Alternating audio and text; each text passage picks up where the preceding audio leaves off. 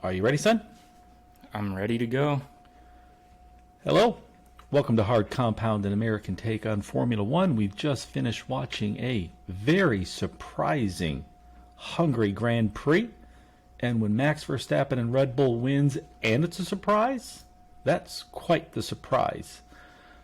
Son, what's your take on this race? Like you said, a little bit surprising. My three-word take is, I don't think very surprising. It's Ferrari strategy blows. I think that was probably the main story this weekend in this race in Hungary. Ferrari were the fastest team. Leclerc was easily the fastest driver on track, and his team basically took points away from him, took away the win with bad strategy, and then for some ridiculous unknown reason took him out of the top five. Just all around, bad decision making, bad strategy. I don't really know what to say about Ferrari this season. They put together a really strong car. They have two great young drivers, prone to some mistakes, as we saw in France, but nonetheless have the ability to consistently win races or get on a podium. And they are not doing that. They are not. And I don't know what more to say about that. You never go full Alonso, but Charles needs to go full Alonso on that entire paddock. On the team principal, on the engineers, definitely on the strategists. We've seen Mercedes has had the reliability all year. Red Bull and Ferrari have had some reliability issues, but they've been quicker. But once again, Ferrari screwed Charles. He's now distant second for the Drivers' Championship. I don't think Ferrari will even finish second in the Constructors, given what we've seen the last few races. Charles always tries to be diplomatic, say the right things, but this is not tolerable. Kudos to George Russell, his first ever pole. He got pole, but Ferrari was second and third, and they don't even make it onto the podium. And that's without crashes and essentially without rain. There were a few sprinkles, which actually affected Max more than anyone. But yeah, that was just awful. So, do you think now there's only 9 races left? We're about to start the summer break, and then there'll be 9 more scheduled races. Is it now inevitable that Max wins the championship? Does he repeat or no? I do believe he will win his second Drivers' Championship.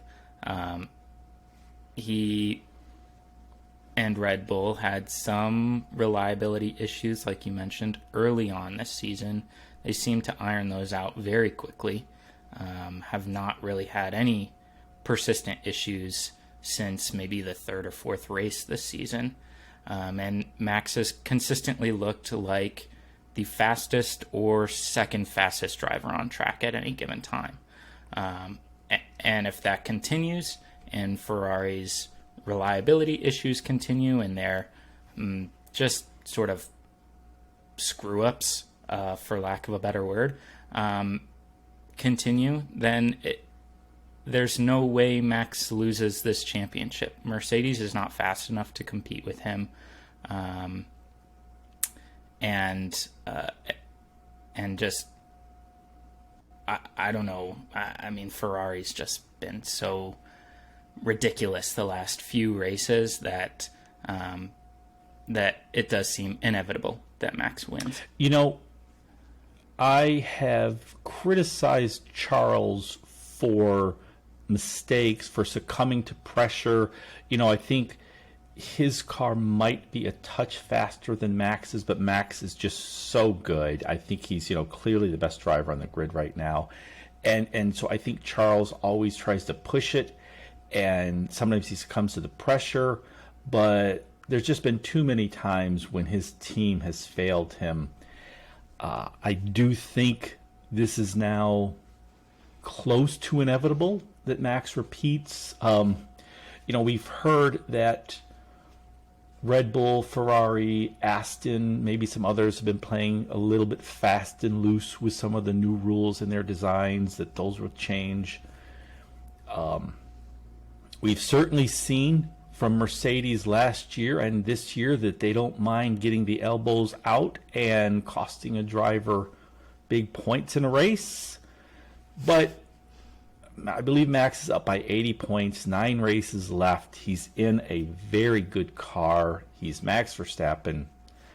I think that's as close to inevitable. I mean, we're getting, it's not certain, but it's sort of like back when Hamilton and Bottas had just cars that were just, lights out better than everyone else's. With 9 races to go, you knew it was over. And we're close to that. I think because of some of the changes in the cars that are coming up in the second half of the season, because Perez seems to be faltering a bit, so Mercedes now with Lewis and George, a great team, able to team up against Max. I think there will be some drama, but I'm sort of with you. I think it's inevitable. Do you think a Red Bull Constructors is inevitable? That's a good question. I think most likely Red Bull will win the Constructors. I think Max is definitely going to take a large haul of points, and Perez, like you said, has maybe has struggled a little bit in the past couple of races. But he is likely still going to be in the top 5 most of the time, get on the podium maybe a couple more times. I think with the lead that they have currently, coupled with strong drivers, I don't see Ferrari or Mercedes catching up to them in the second half of the season. I think it would take a lot, and probably some dumbfounding mistakes by those 2 Red Bull drivers for Red Bull not to win the Constructors' Championship. Yeah, I tend to agree. Red Bull seem to get most of their mistakes out of their way early on with those DNFs from Max and Sergio. They do make some mistakes. As we witnessed here in Hungary, very poor qualifying. But yeah, I mean, like I said, George took pole, Carlos and Charles second and third. Max started at 10th. There were no crashes. There was no rain really. That was you don't want to hand Max Verstappen a victory. I think we're getting into that part of the season where we can start confidently saying things are inevitable. Why don't you give me who you thought were your top 5 in Hungary? Not just for the race, but for the whole weekend. Yeah, I thought that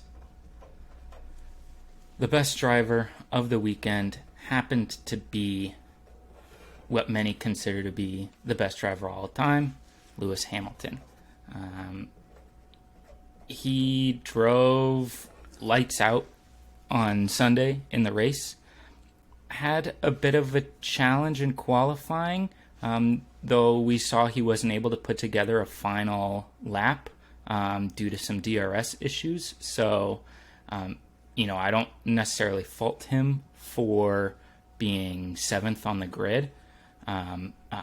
I think he definitely had the pace that George Russell showed in getting pole.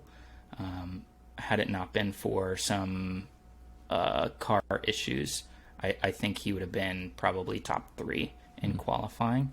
And then was, biding his time throughout the race. And then on his last stint, just was able to catch everybody save for Verstappen, who was well out in front at that point. And so I thought Lewis had a great weekend. I agree with that. And it's funny because, Max had that spin. And even though I was shocked that he went from 10th to 1st, but when he had that spin, I thought, well, that's cost him a victory now. Up until, I had not thought he would take victory, but I really thought he was going to take victory. And the last sort of lap and a half when the sprinkles started happening and Lewis had a faster car and better tires, I thought, oh, this could get interesting here. Max could slip again, but he did not. So, okay. So Lewis is your top driver. Who do you have 2nd through 5? Then I have Max. Just a good performance. 10-1 is always a great drive. I thought he got lucky based on Ferrari's blunders, but nonetheless, a stellar drive in the race. Poor qualifying, but obviously made up for it on Sunday. Then I have in 3rd Charles Leclerc, easily the fastest man on track on Sunday, screwed by his team multiple times late in the race, which cost him not only a victory but a top 5 finish, which is just I don't know. It's unbelievable to me that Ferrari has been in F1 for over 50 years and is still making these just dumbfounding mistakes. It's kind of ridiculous. It really is. I'm just it's inexplicable. They have now it's Ferrari is like if you took the Detroit Lions but made them, put them in, say, Los Angeles or New York, where they had all the attention, all the love, but it was still all the incompetence. This was this was of the inexplicable blunders and mistakes and screw-ups and head scratchers. I mean, you got to go back to when Alonso was there. This is right up there this week. I mean, they cost Charles dearly. Yeah, for sure. But I thought nonetheless he drove really well. He was very fast, was way faster than his teammate. Put on some good moves on George Russell, and I thought he was just doing so well until some unfortunate that move on Russell there around the middle of the race was nice. That was fun to see. Yeah, definitely. Speaking of which, George Russell is my 4th best driver in this weekend. Obviously, he took pole for the first time in his career, which was very impressive. Great lap from him in qualifying. And then did a great job leading the race for a significant portion. Defended well against the Ferraris. Really only Leclerc for most of that race was any faster than Russell. And it wasn't until Russell's sort of tires sort of started degrading later on in the race that he was caught up by his teammate Lewis Hamilton and Verstappen. But overall, I thought he performed really well. And then my final driver in the top 5 is Lando Norris. Kind of a lonely race for him in that McLaren, but held his own against the storming Alpines, and obviously put in a good shift against his teammate Ricciardo. I thought he had a really nice qualifying session and overall a solid race. Excellent. Yeah, that was a good one. Mine is quite similar, but the one big change is at the top. I had Max Verstappen as my driver of the day. Not his best weekend, poor qualifying, and he did have some issues in the race. There was the throttle issue, I believe. There was his spin. But as I've said repeatedly, he started 10th. Ferrari probably has a faster car. Mercedes has the reliability, and they've got Lewis Hamilton plus George Russell. There really were no crashes, no weather conditions that really sort of caused any chaos on track. And he won the race, so I got to give it to him. So Max Verstappen is my driver of the day, my number one. My second is Lewis Hamilton. Great weekend, great race. He's battled his new teammate George Russell all year, and he's had a bit of bad luck and some strategy decisions that may have impacted him more than they impacted George negatively. But this was a good race. He just was relentless. It was sort of the relentless Lewis Hamilton we've all come to expect. Did it again, pulled it off. That's many podiums in a row now for Lewis and for Mercedes. My third is George Russell, Lewis's teammate. His first ever pole. I'm sure he'll get that first win soon. I expect it to be this year. Overall, good race. I do think this was one race, though, where his teammate Lewis Hamilton outraced him. My number 4, Charles. Great weekend. He did everything I think that should be expected of him. Mistake-free race for the most part. I think what he needs to do, like I said, is just go full Alonso on the team and just sort of have major changes there. He's the diplomat, but they're costing him. This is like self-sabotage. It's becoming harder and harder to watch. And my number 5, like yours, Lando Norris. It's not been a great year for McLaren. Certainly not been a great year for Lando's teammate Daniel Ricciardo. Once again, he didn't really show up. But Lando sort of quietly amassed points after points. He gets the most out of that car, and I think McLaren is well set with Lando Norris. It was another fine race from him. So my top 5: Max, Lewis, George, Charles, and Lando, and yours, similarly, Lewis, Max, Charles, George, and Lando. Now, speaking of Lewis, it was his 301st race. People are asking him, will he get to 400? I do not think so. What are your thoughts on that? Do you think Lewis Hamilton will make it to 400?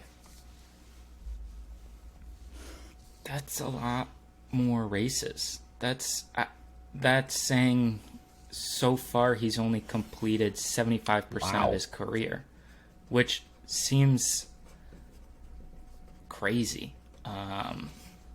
If he can last that long, I mean, he would be like Alonso's age, still racing, which obviously Alonso still racing very well.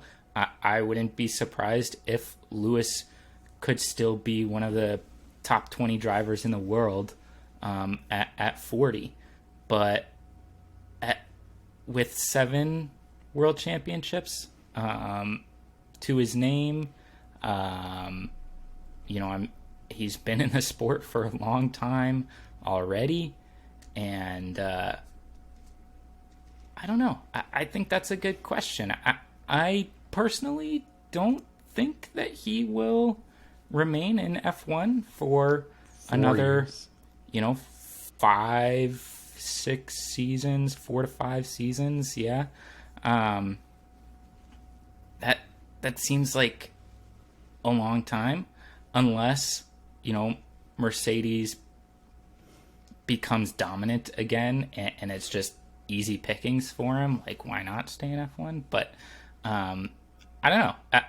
I think he's been in the sport for so long. He's been so successful throughout his career. He might want to do something else. I tend to agree with you that I don't think 400 will happen. I do think what we're seeing is under these new rules, it's much more competitive.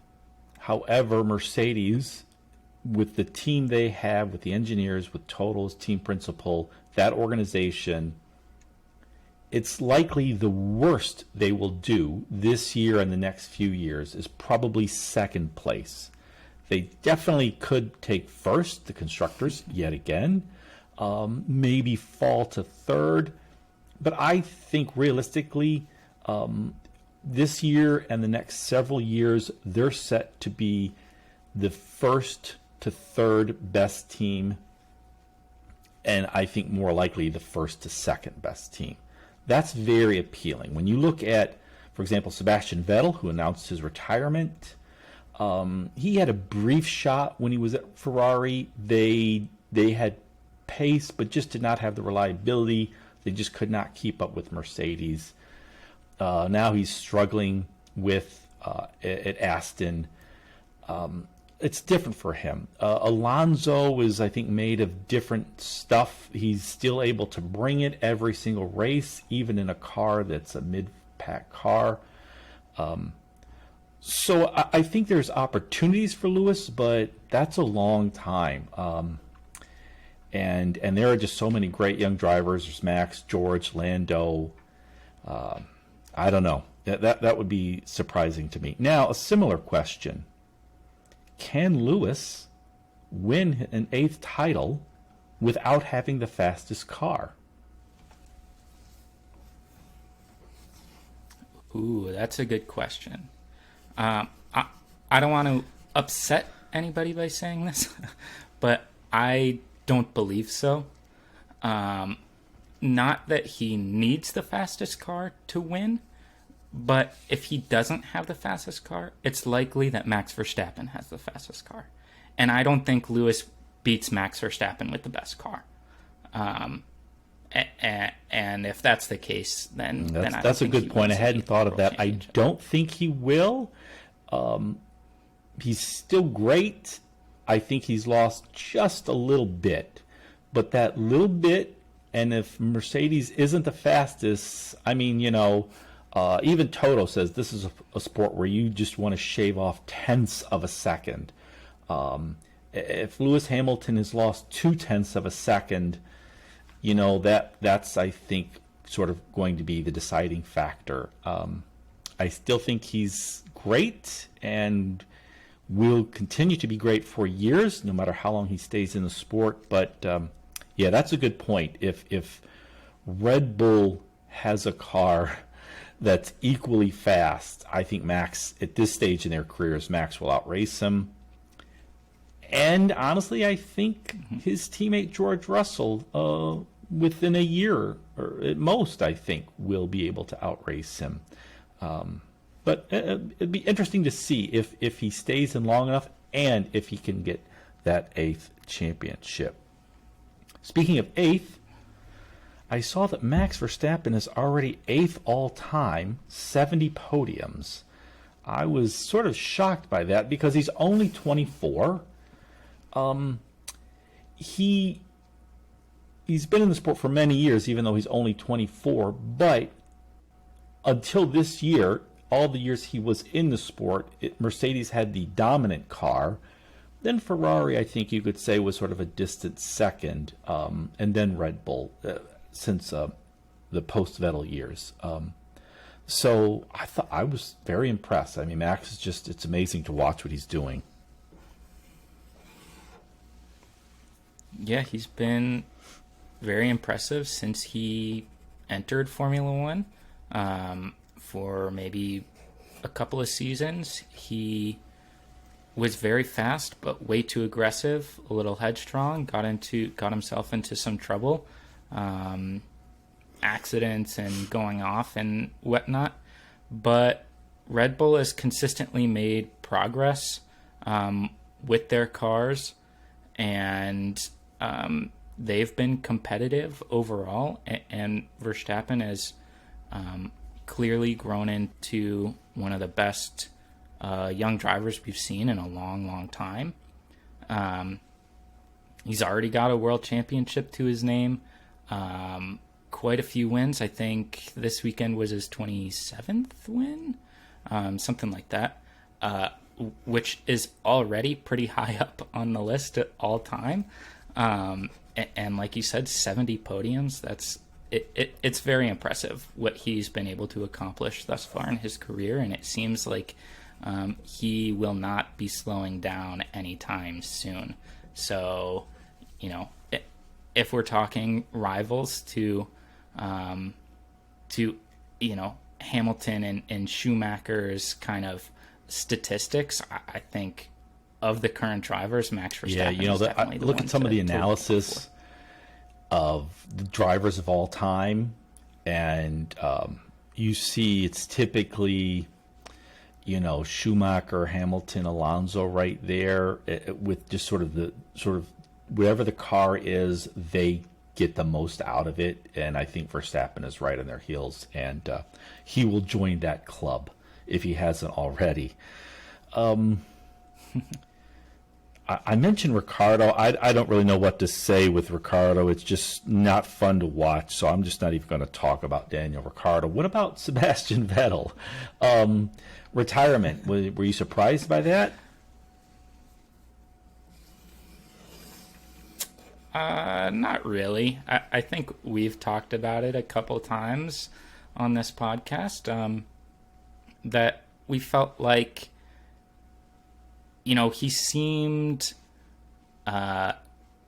less interested in the actual sport than the sort of platform he has from the sport, at least since he moved to Aston. I like Seb. I think he seems like a pretty good guy, and obviously 4-time world champion, great driver, but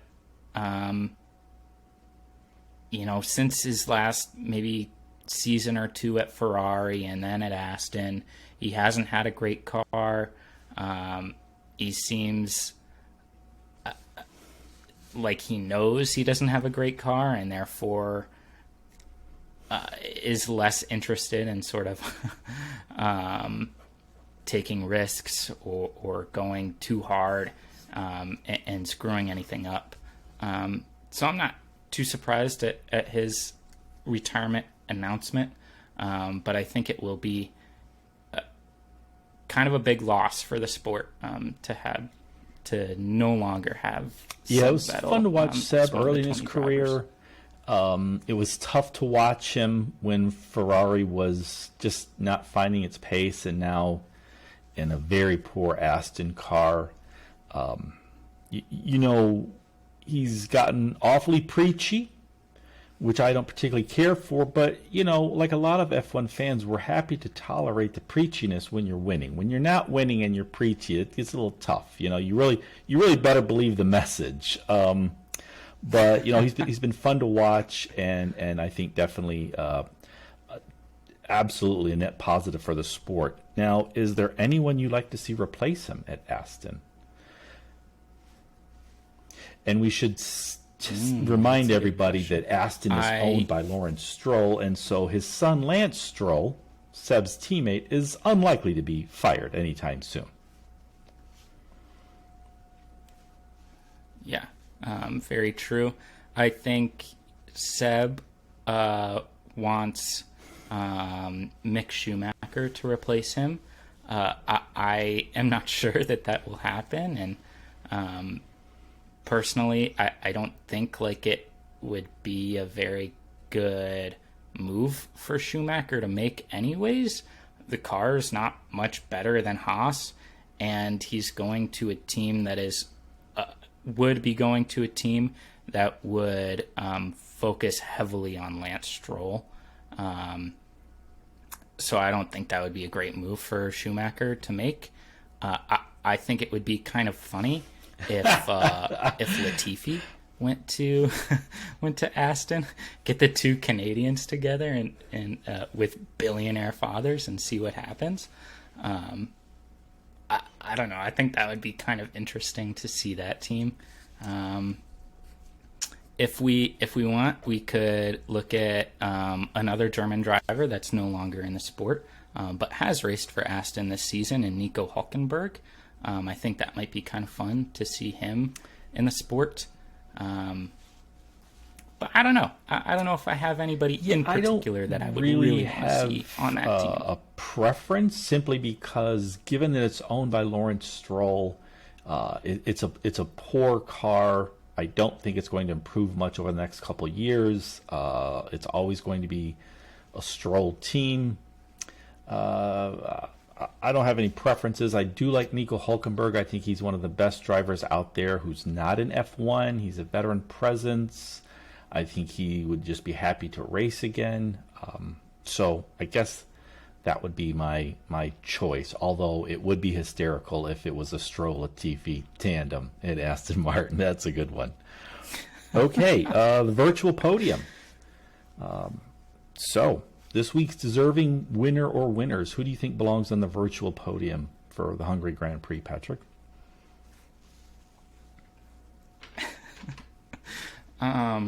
Well, my virtual podium this week is kind of dumb, but and it's been happening for several weeks now. It's that meme where it's basically George Russell is the type of guy, and so everyone, says something silly about what type of guy George Russell is.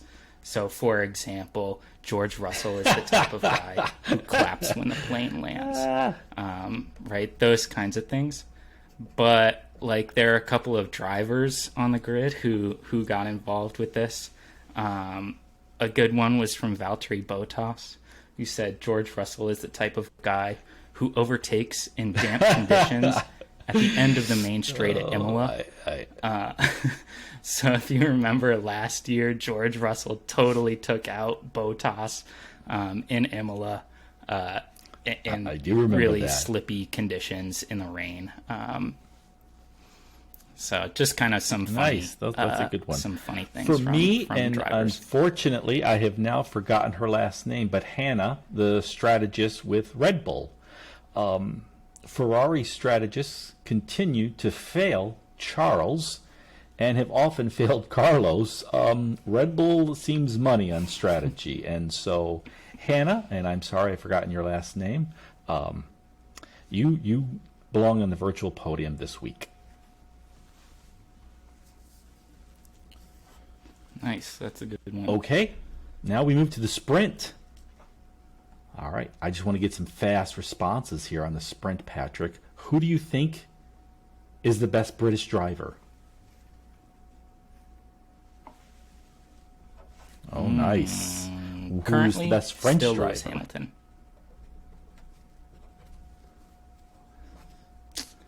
Ooh. Nice. I And think best Esteban Spanish Ocon driver. would be my choice. And finally, Alonso's more consistent, so I'll the say dream Alonso. team at Aston. Who do you think is the best Canadian driver? Oh man, I just want to see that. I hope that happens. Nice. Same. For me, would best take British Lance Stroll, driver. I think. I'm going with George Russell. Surprise win over Lewis Hamilton. Best French driver, Esteban Ocon. I don't know where Pierre Gasly has gone. He and Daniel Ricciardo, I think, seem to be elsewhere this season.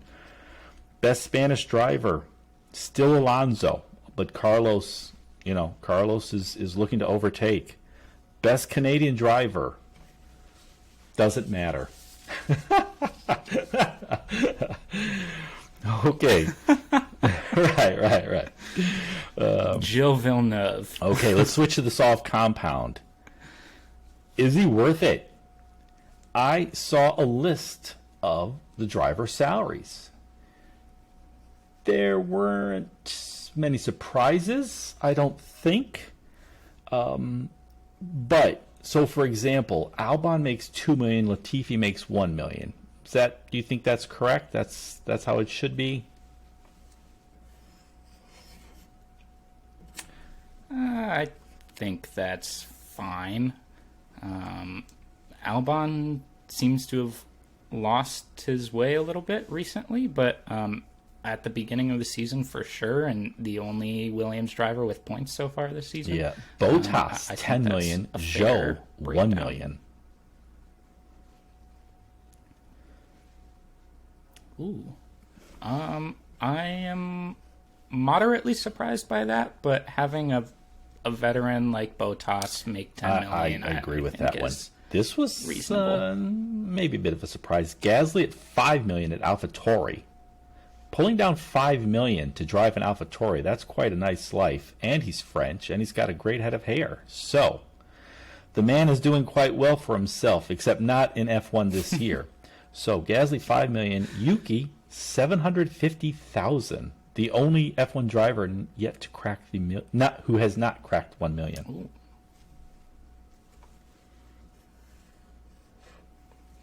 Huh. That is surprising to me. I would have expected any F1 driver to get paid Same. more And than in the second year. $750,000. Yeah, and in his second year, I don't know. Are those each? Do you know if they're both 1-year contracts that they just signed? Because those seem both a little too much for Gasly. I don't maybe know. a little I bit don't have that not research enough with me. for I Yuki to read me, it, but I don't know if the length of the contract still. Gasly's obviously looking to jump ship, so this may be his final year, but I'm not sure. This one, I can't say it's deserved, but it seems just, which I know sounds like, that doesn't work. But Alonso at 20 million, Ocon at 5 million.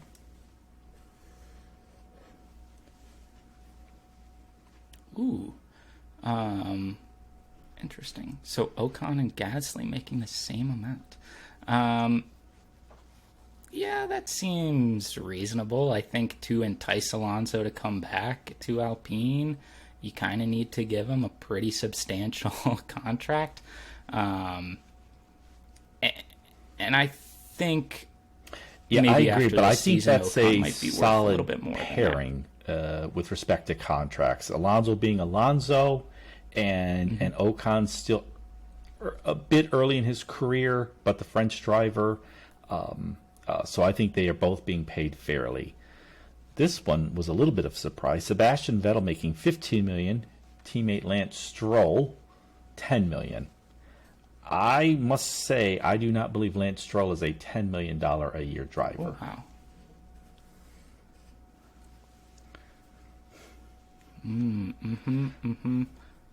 So making the same amount as Valtteri Bottas. We'll find out. It's making the same as Carlos Sainz. And we'll find out, making the same as Sergio Perez. Yeah, that's...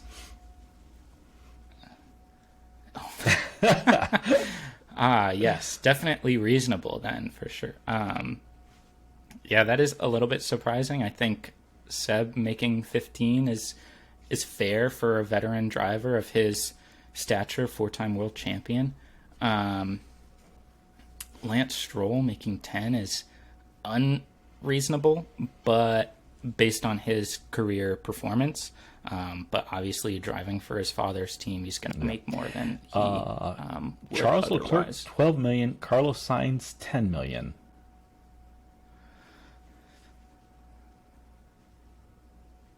Yeah, that seems reasonable for two really solid young drivers.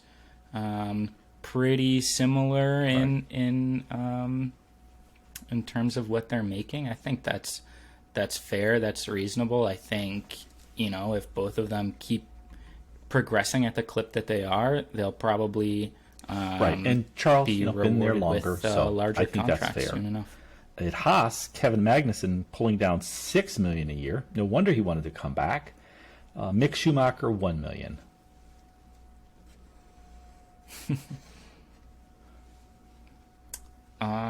That's interesting. Not too surprising. I think that's fair and reasonable for Magnussen, kind of bringing back that sort of veteran presence, and he's a solid driver. He's proven that he's a solid driver, and making about the same as Ocon and Gasly. That seems, more or less like the going rate this for one guys like surprised that. me at McLaren. McLaren is clearly just throwing around money. The spending cap rules do not apply to drivers. Lando Norris, $20 million. Daniel Ricciardo, $15 million. So Ricciardo, who is just, he's just really he's been unimpressive now for years. We like him, but results matter in F1. $15 million. Lando Norris, though, he's making more than Bottas.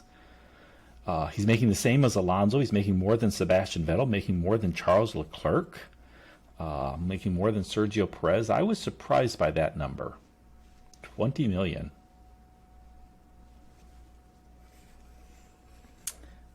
Yeah, that's a lot. I have to imagine that came.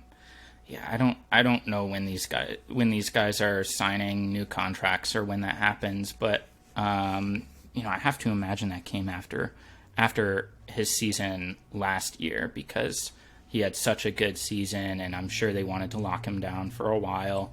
One of the top young drivers in Formula One, and I think actually happens to be proving his worth this season. I think for him, what he's capable of, that's fair.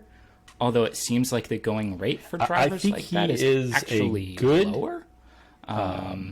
He's good for McLaren. He's a young driver. He's British. He's very talented. He's clearly their future. They've signed him for several years. But nonetheless, that was still a surprise to me, $20 million. Now, maybe less a surprise, Hamilton, $40 million. George Russell, $5 million. Yeah. So George making the same as Gasly, and about a bit less Hamilton actually than Kevin Magnussen, but he's making the same as Gasly and Ocon.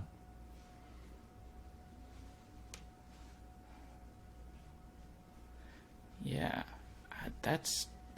I think that's more surprising than Hamilton. 7-time world champion, you got to pay the man. I don't think that's particularly surprising. Making $40 million, obviously a lot of money, but Yep. Mercedes can afford it. George Russell only making $5. That's I would have thought he would be making more. That was kind of a blockbuster move in my opinion, to Mercedes. Everybody knew it was coming. Everybody believes he's the future. Me too. Only getting $5 million seems kind of low to me. But I'm sure. Right, I agree. I think within a year or two, more in a few short and years. especially once Lewis leaves, Mercedes will take care of George. And finally, at Red Bull, Max Verstappen pulling down $40 million a year, same as Lewis Hamilton. Sergio Perez, $10 million. So, yeah.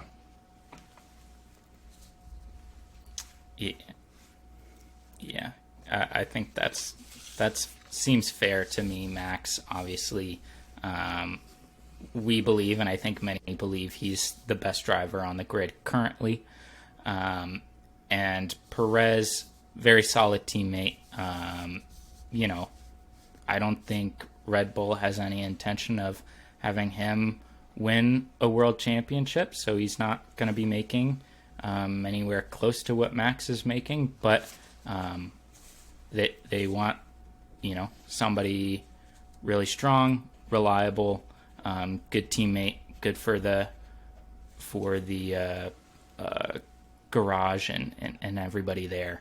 I think that's totally fair. Him making 10, could be a little bit more, could be closer to what Seb or Alonso is making, but Red Bull already paying out 40 to Max. I don't know that they have. He was almost more out that after they Force can give India, after Sergio. Aston. The Aston owner got sort of chose Seb over him.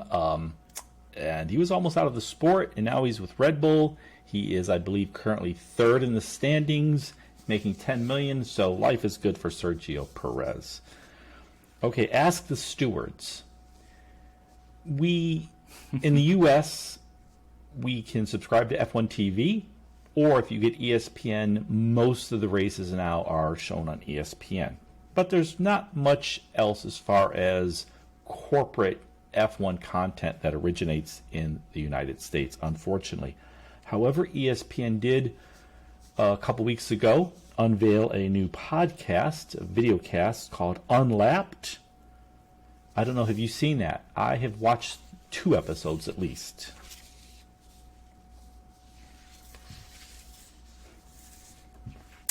I have not seen it yet, but it is something of interest to me. I like F1 content, and and especially something that's not originating in the UK. I think is probably of interest to me, and probably I like good for the sport. The Sky as well, TV actually. feed. I think Sky does a great job. I get F1 TV. I think F1 TV does a great job. I think where it fails is we don't have any ongoing streaming content. So, for example, when Sebastian Vettel announced his retirement, if that was a NBA player or MLB player, if it was the equivalent sport in the U.S., ESPN would have had wall-to-wall coverage. I could have turned on ESPN or ESPN News.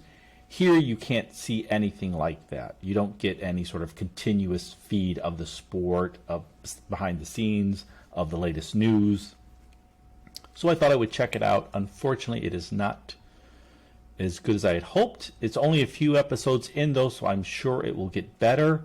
But right now, it's just I think that ESPN sort of slowly moving into F1 content origination. Okay, let's see. Across the line. That is our segment where we make our picks for the next race. Since we're starting the summer break, there will not be another race for a month. And it will be in Belgium, I believe, correct? So, and across the line, we make our selections who we think will finish in the top 5. Once a driver is selected, the other co-host cannot select them. You get a point if you're correct, 3 points if you choose the driver in the top 5 and he finishes in the exact position you predicted. Before we make our choices, Patrick, do you have the current standings?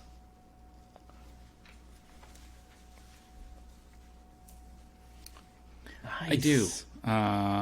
You have been killing me in the last 2 races with essentially exactly the same lineup, which is kind of funny. But current standings after Hungary, wow, you that was have 52 that was points a good one. to I've had my a good couple 43 weeks. points.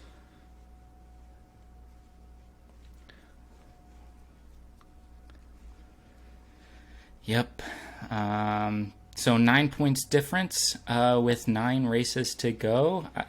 Easily able to make that up, but not if I keep All right, picking why the way don't I you am. start for the next race? Who do you have winning? All right. Seeing as how he's won the last couple of races, I think Nice. it's reasonable Well, for me We've to seen take Max Mercedes Verstappen finish 2 first and overall. 3 the last 2 races, so I'm going to take advantage of that. And I will swap it, though. I will have George Russell first, Lewis Hamilton second.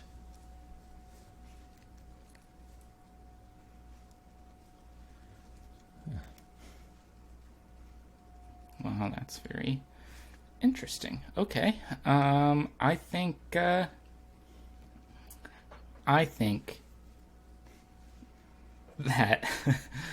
that he's not going to get screwed by his team, and he's not going to make any mistakes.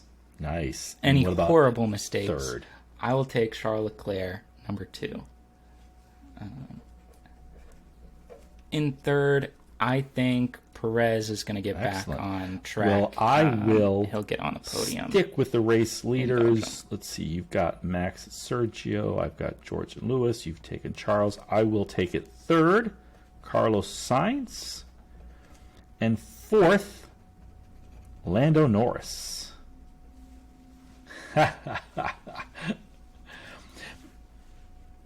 Dang it. I wanted Lando. He was absolutely flying in Belgium last year in qualifying in the rain. Unfortunately, went off and crashed out of qualifying. But he was I'm just driving thinking really, Mercedes really is well last year they've in just, Belgium. They've had the superior reliability all year, and they just keep getting better. And so I'm just sort of, I've gotten George and Lewis, so I'm just going to continue with the Mercedes engine. So Lando for me. All right, who do you have in fourth and fifth? Nice. That is a good question. I think, fourth and fifth? Maybe I'll take the 2 Alpine boys. And Nice. I'll start off fourth. Well, I'm just going to Alonso. have a wild card And for my fifth, fifth spot and take the lowest paid driver in F1, Yuki Tsunoda.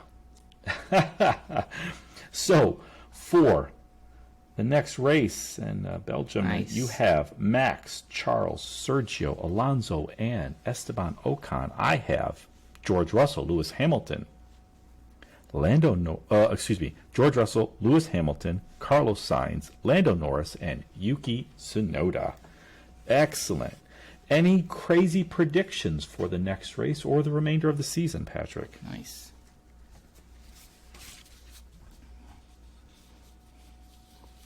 Ooh, that's interesting.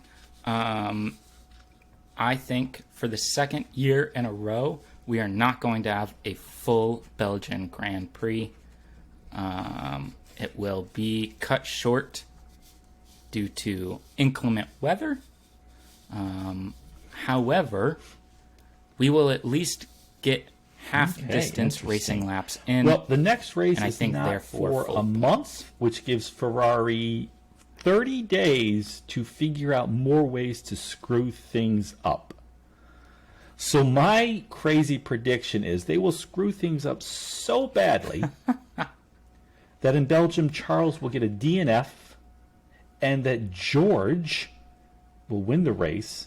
He will take second in the Drivers' Championship, Sergio at third, and Charles will fall to fourth place.